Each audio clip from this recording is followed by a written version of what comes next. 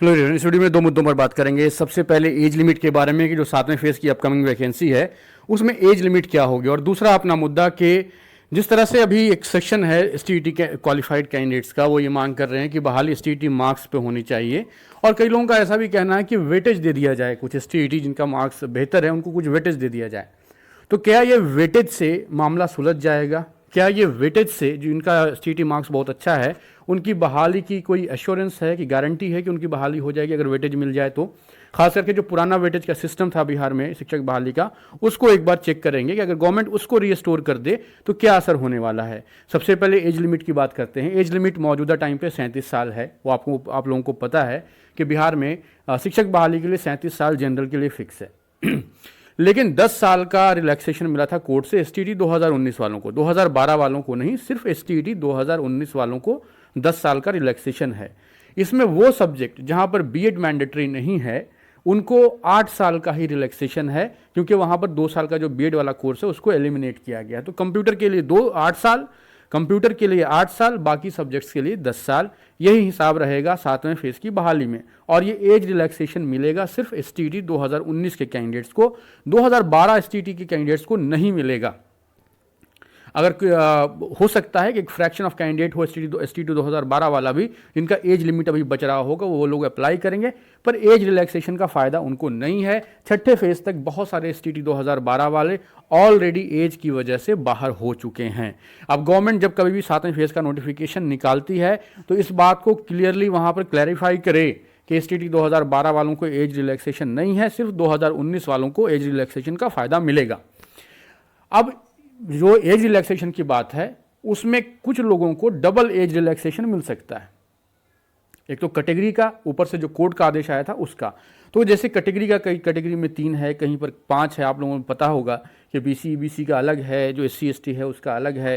तो आपको एक तो कैटेगरी का भी मिल रहा है, ऊपर से जो कोर्ट का आदेश आया 8 साल 10 साल वाला वो भी मिल रहा है। अगर इसको आप ध्यान दोनों चीज़ को इंप्लीमेंट करेंगे, कैटेगरी वाला भी एज रिलैक्सेशन और जो कोर्ट वाला भी, तो कुछ कैटेगरी ऐसी है जहां पर एज लिमिट 50 को भी पार कर जाता है। मतलब 50 साल से ऊपर का भी कोई अगर कैंडिडेट है तो वो भी एलिजिबल है बहाली के लिए। एनी हाउ, ये तो बात हो गई एसटीईटी 2019 के बेसिस पर या 7वें फेज की जो बहाली है अपकमिंग, उसके बारे में एज रिलैक्सेशन को लेकर के। तो age relaxation category wise very करता है और सब्जेक्ट वाइज भी वेरी करता है। ओवरऑल 10 साल और कंप्यूटर साइंस में 8 साल का तो सबको फायदा हो रहा है, बाकी आपकी कैटेगरी का जो है रिलैक्सेशन वो अलग से है। अब बात करते हैं वेटेज के ऊपर। एसटीईटी में एक हिस्सा ऐसा है जो एसटीईटी मार्क्स पर बहाली की मांग कर रहा है, और डेफिनेटली इस हिस्से का जो एसटीईटी मार्क्स है, इस पर्टिकुलर सेक्शन के जो कैंडिडेट्स हैं उनका एसटीईटी मार्क्स बेहतर है, तभी ये मांग को कर रहे हैं। तो अभी ये सर्टेनिटी नहीं है कल को सरकार क्या करेगी। जो आपने देखा पीछे जो फिजिकल एजुकेशन टीचर की जो बहाली हुई, उस बहाली को लेकर के भी सरकार का एक रूल है, फिजिकल एजुकेशन टीचर का भी नियमावली में बना रखा है कि उनकी बहाली होगी कैसे। लेकिन उसके बावजूद भी गवर्नमेंट ने नोटिस निकाल करके ये कह दिया कि एसटीईटी मार्क्स पर घटते हुए क्रम में इनका लिस्ट बनाया जाए। तो वैसी कंडीशन में अगर इसकी बात करें, जो अपकमिंग वैकेंसी है, अगर वो होगा कि नहीं एसटीईटी मार्क्स पर या एकेडमिक पर रह जाएगा जो अभी की नियमावली में, ये तो आगे आने वाला वक्त बताएगा। लेकिन इस वीडियो में पर्टिकुलरली बात करेंगे वेटेज का, कि वेटेज अगर पुराना वाला रीस्टोर हो जाए तो क्या उससे फायदा होगा। छठे फेज की जो लिस्ट बनी है कैंडिडेट्स की जिनकी जॉब होनी है, उनको वेटेज मिला है, मतलब पुरानी वाली नियमावली को फॉलो करके ही बना है। नई नियमावली में तो वेटेज का प्रावधान ही नहीं है। तो पुरानी नियमावली के अनुसार अगर आप देखें तो 105 तक को 2 नंबर दे रखा है, 105 से 120 वालों को 4 नंबर दे रखा है, 120 की भी जो ऊपर चला गया उसको 6 नंबर दे रखा है। लेकिन अगर आप खुद ही एनालाइज करें कि 2 नंबर 4 नंबर बहुत छोटा फर्क है, बहुत। अगर इस तरह का गवर्नमेंट ने पुराना वाला वेटेज सिस्टम को रीस्टोर किया तो बहुत थोड़े से कैंडिडेट होंगे जिनको फायदा होगा, बहुत थोड़े से कैंडिडेट। मतलब 2 नंबर 4 नंबर, अगर एक तरफ आपका एकेडमिक 70-75 का है और यहां पर से 2 नंबर आ रहा है, तो 75 के सामने 2 की क्या वैल्यू आप अच्छी तरीके से समझते हैं, तो ऑलमोस्ट नेग्लिजिबल है। लेकिन फिर भी है कि 2 नंबर 4 नंबर मिलेगा तो थोड़ा सा कैंडिडेट होगा, एक बड़ा छोटा सा फ्रैक्शन होगा कैंडिडेट्स का जिसको बेनिफिट चला जाएगा। लेकिन ओवरऑल ये सभी कैंडिडेट्स को बेनिफिट नहीं कर सकता है जो पुराना वेटेज का सिस्टम था। अब वेटेज कई तरह से हो सकता है। आपने देखा रीट में पहले राजस्थान में जो एकेडमिक था उसका 30 था और जो एग्जामिनेशन उसका 70 था। उसको गवर्नमेंट ने इस बार बदल के 90-10 कर दिया, एग्जामिनेशन की वैल्यू को बढ़ा दिया।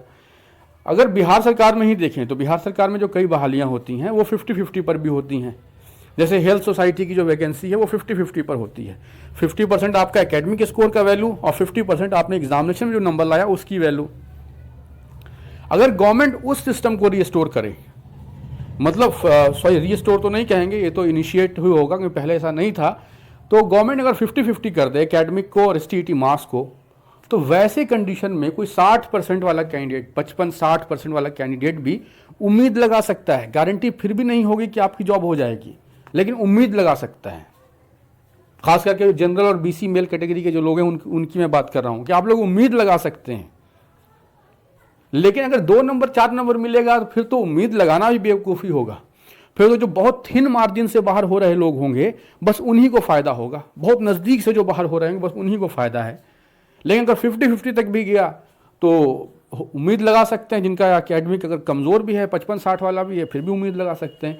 बाकी आगे क्या होगा ये तो आगे आने वाला वक्त ही बताएगा। अब टाइम बहुत थोड़ा रह गया, सिर्फ फरवरी का महीना है कैंडिडेट्स के पास, जब वो अपनी बात को सरकार तक पहुंचा सकते हैं। अगर मुमकिन हुआ तो मनवा भी सकते हैं, अगर प्रोटेस्ट ज़बरदस्त रहा तो मनवा भी सकते हैं। बाकी आगे आने वाला कुछ हफ्ता बताएगा कि क्या होगा, गवर्नमेंट किस हिसाब से बहाली करेगी, क्या नियमावली बदला जाएगा या नहीं बदला जाएगा, ये तमाम चीज़ें आगे आने वाले हफ्तों में क्लियर हो जाएंगी। लेकिन पुराना वेटेज सिस्टम को रीस्टोर करने का जो मांग है वो बेवकूफ़ी है, उसमें बहुत ज़्यादा कोई फ़ायदा नहीं है। बाकी आप लोग अपनी तरफ से भी इसको एनालाइज कर लीजिए। बाकी इवेंचुअली गवर्नमेंट ने फैसला लेना है तो गवर्नमेंट क्या फ़ैसला लेती है तो आगे आने वाला वक्त ही बताएगा।